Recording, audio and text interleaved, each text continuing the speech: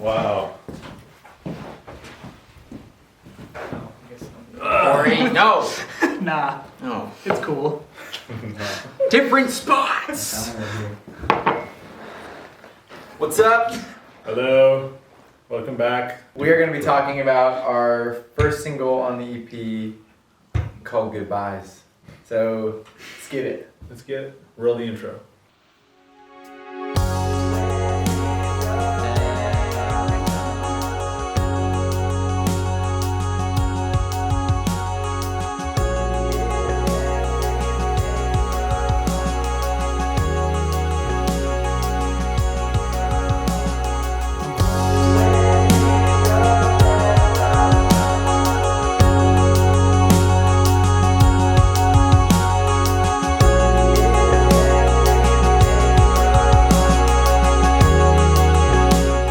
Goodbyes, I would say this one's a pretty pretty heavy one. I would say it generally focuses around sort of the idea of letting go of your youth. I feel like Will wrote this song like a year ago almost. Yeah. And you're 23 at the time, right? Yeah. And so just It's one of the lyrics, right? Hope I'm further than 24. by the time you turn 25. I think when I was writing that, I was anticipating being 24. Yes. Or maybe I just turned 24. Maybe.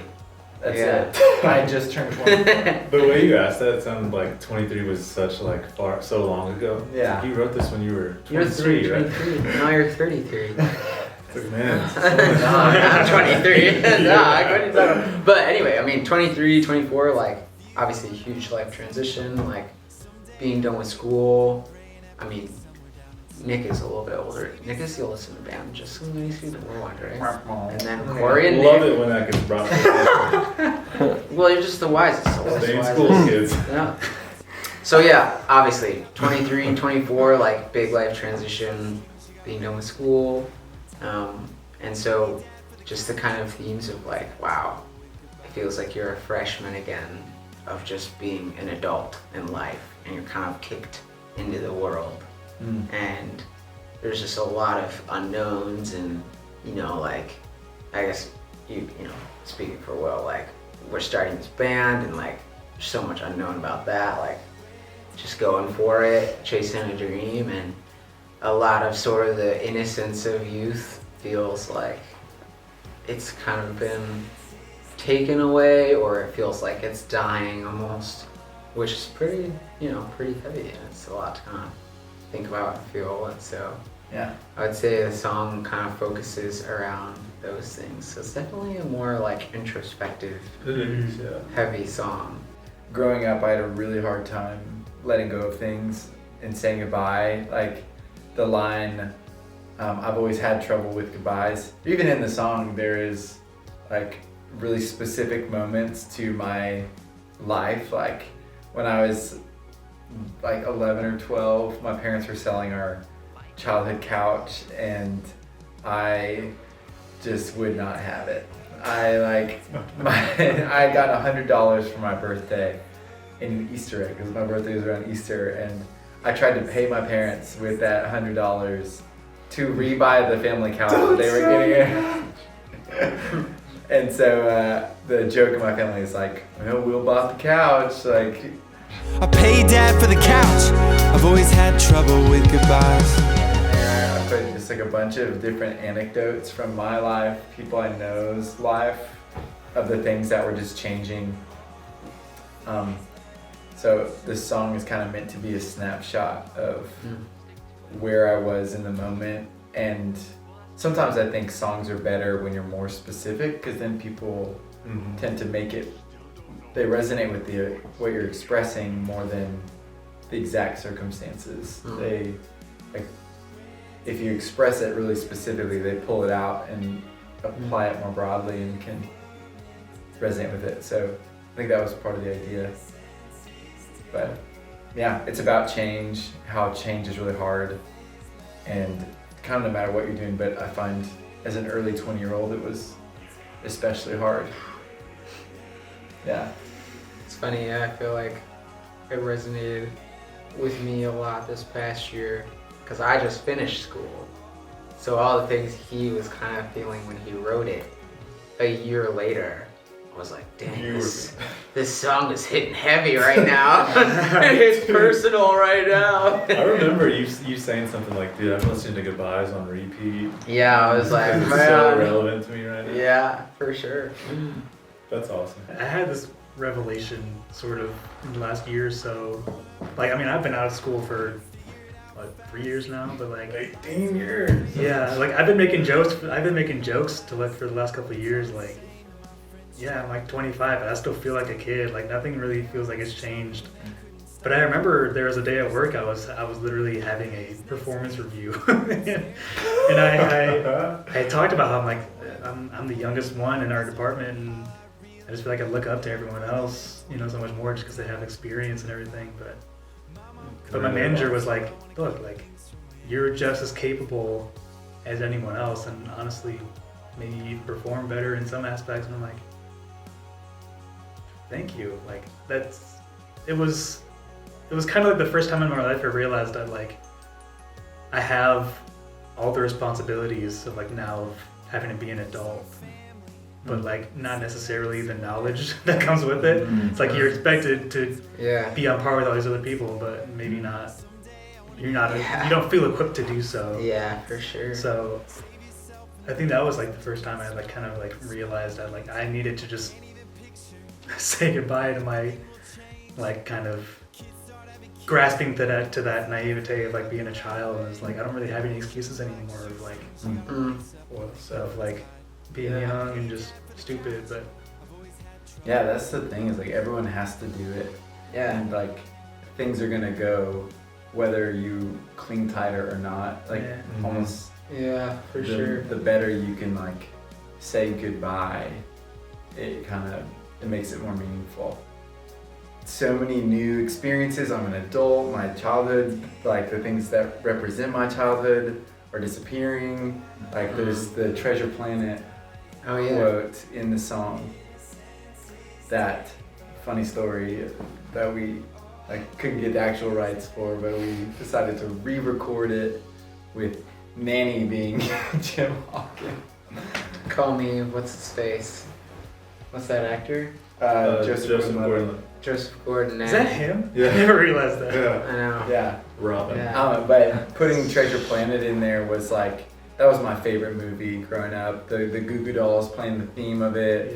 Yeah. That movie like defined a lot of my even like identity as a child. And like how I saw myself in the world, like misunderstood, chasing something. I'm growing up quick, better figure it out fast. The lights are all fading, how long does a high last? It's all the same. My name is Noah Hansen, and I make pretty much all of the Pacific videos. In college, I met Will, and I kind of watched him from a distance because he kind of looked like a California kid, and I grew up in Long Beach, California. And I was like, yeah, I wonder if that guy's from California. He's not. He's from Texas, but he wishes he was from California. And so I eventually, through a series of events, was able to hang out with him and meet him. And I feel like we were kind of kindred spirits from the get-go. So I've been making videos for Pacific for 3 years. Came in at the ground floor, and it has been a freaking blast ever since. Goodbyes was a fun project. Honestly, a project we didn't really think that I think we both were.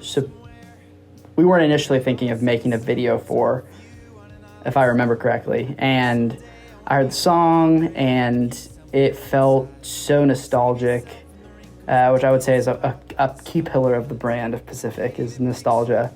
And so I've been driving by this playground that is kind of close to my house, and it's this old rundown playground. And I called Will and I was like, I think that it would be really cool to do just a one-shot video to try and keep it simple, at a playground of you kind of walking through it, singing, just tying in the childhood themes and the nostalgia, and the playground being very torn down and beaten up, like it's weathered. And I think there was cool symbolism for me in having Will walk through a playground, singing about where the bedtimes went, you know, like this whole idea of when did I grow up? It just went by so fast, and reminding himself of those things in the middle of a playground, which seemed just like a big motif that I thought was fun to explore. So when we were planning on recording the music video for Goodbyes on a certain day. Was it like a Friday or something? And I think we all got a call the day before from Will saying, hey, like, the weather's perfect right now. I'm thinking about just, you know, going to filming by myself. And I remember I gave the answer like yes. Like, I mean, you wrote the song. There are a lot of personal. There are a lot of anecdotes in the song that are like specifically applied to you. I think it would make sense that the video just portrays you alone, like in the sense that you're kind of feeling alone, you know, feeling out your future and everything. So I was like, go for it. Also, perfect weather in this case was overcast and like gloomy, kind of rainy. Yeah. It had literally rained 20 minutes before. Yes. And it was like those things were like, what do you call a collective of birds? A flock? A flock of A gaggle. a herd of birds. What else? And there was a flock of birds, like just kind of, they were all just like on the field at once. And the goal was to try to get the birds like with you as you were walking down the field. But obviously the birds, and they fly away. They got their own agendas, man. But it's very inspired by Coldplay. Coldplay's music video Yellow. If you don't know this, Will's obsessed with Coldplay, and Yellow is a similar technical idea. The video for Yellow by Coldplay is, you know, walking on the beach in slow motion, and so there was a pretty big inspo in that. Which is kind of, the video looks in slow motion, and it is in slow motion. But like the mouthing of the lyrics are in real time. So it has this like dreamy, Yeah. what, And just the film cosmic-y, grain and stuff. Yeah, element to it. To make that effect actually happen, I had to speed up the song ×2 so that we could like do it in slow-mo, cutting it in half later. And it made it so hard to sing. I actually couldn't even sing it in double speed because it was too fast. It was too wordy. Like, so I had to like do it differently. I had to do it like 1 and Like a 1.6 half or time speed. something. It was like 1.5, I think, is what it was. And then we had to like do the math to figure out how much we'd have to slow down the video to match the frame it rate to or something. Yeah, to get the frame rate to match. But then I brought it to Noah Hansen, and he does all of our videos. He's the man. He's a boss. He's a boss. He was just like, yep, let's go. And went out with one camera, and me, Nick was holding the speaker. Yeah. It was like the smallest of crews, and that by me, I mean literally me, Will, and Nick. And it felt like, in a full circle way, me going back to my childhood with my buddies, just a camera and an idea, and going and making it happen. I think that's one of those videos that means a lot to me in that regard. And at the end of the song, when what I guess is the chorus that you just kind of repeat out, there's like those little guitar riffs, and just sound-wise, I feel like we're kind of going for something that kind of captured that same just like slow, quiet, just kind of sit with it feeling. And for that part specifically, there's a band that I really love called the Paper Kites, and a lot of their songs are just like, especially some of their newer stuff, is very like super just soft rock, like really warm electric guitar tones. Like, it's super beautiful. I really love their stuff. And like even just the parts are like not busy, lot of space, like super open. And so I was like, it's kind of that kind of vibe too, for this song, just because it's super slow and there's a lot of room. And so I was like, you know, Will, like, I showed him the song that I was thinking of was called Don't Keep Driving, banger. And at the end, there's just like this really pretty like guitar lead. And at the end of this song, which is kind of like a repetitive outro, we were like, oh, it'd be cool to kind of throw in something like that. I was gonna try guitar for the like lead at the end of Goodbyes, and then, but before that, like while we were still setting up, Nick and I were like, hey, we'll be right back. We're gonna go grab some coffee up the road, because at that particular point in time, I was addicted to iced lattes right before we record. But while we were at the coffee shop, I saw like across the counter a friend of mine named Gideon Boley, who is just an amazing guitar player, really tasteful. Just was like, it'd kind of be cooler if Gideon played it instead of me. And so I just went up and was like, hey bro, are you free for an hour? He goes, yep. And then Follow us home, yeah. And came and played that lead that you hear at the end of Goodbyes. The lyrics in this song were like really important. They're kind of what drive the song. And I wanted a lyric kind of right out of the gates that like startled you a little bit and made you pay attention to what the rest of the song is gonna say. And I have just like been mumbling some words, singing, and the line, how long does a high last? And I was like, oh, a high, that could be like living the high life, like anything can be a high. Like you're high on fame and wanting attention, or you can be high on like substances. Like, and so like figurative versus literal. yeah, high. figurative and literal highs. Yeah. And like what role do they play in our lives? That's definitely the most Goodbyes. moody song of the whole thing, but that's Goodbyes. Thank you for watching. Our next episode, we're going to be breaking down Never in Love, showing you some of the behind the scenes from our music video in Florida. But until then, we'll see you next time. Goodbye. Goodbye. Goodbye.